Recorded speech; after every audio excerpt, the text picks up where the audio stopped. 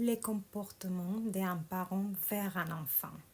Les comportements traduisent soit le respect, soit l'amour, soit la déception, soit le manque d'intérêt.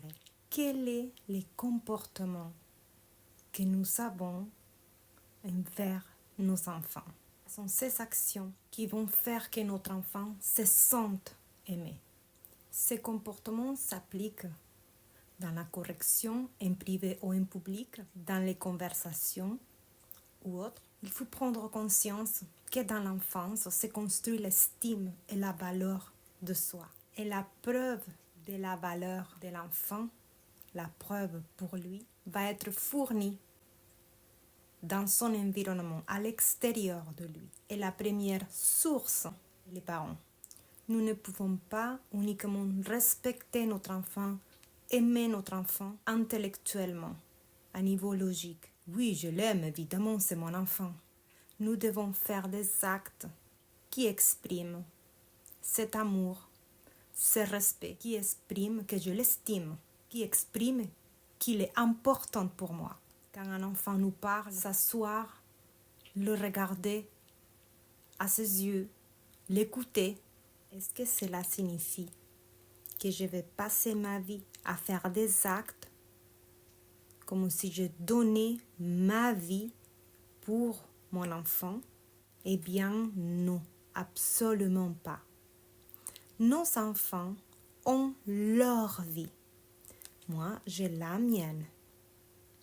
Et je ne suis pas là pour donner ma vie pour mes enfants. Je suis là pour les accompagner à construire leur vie, les accompagner et les aider à construire leur vie. Cependant, je dois additionner des actes, des actions qui feront que mon enfant se sente aimé. Notre attitude fait partie de notre comportement. Donc, quand je parle des comportements, je ne veux pas dire que le parent va donner sa vie ou que le parent va avoir un comportement à tout lui laisser passer à l'enfant. Absolument pas. Dans cette posture, alors l'enfant n'est plus éduqué. L'enfant n'est plus accompagné. Mais nous devons faire attention à nos actions. Parce que nos actions, notre posture, notre attitude va faire que l'enfant se sente aimé ou pas. Rappelons-nous, comme je le dis toujours, faisons les choses dans une zone de sécurité émotionnelle, psychologique, physique pour nos enfants.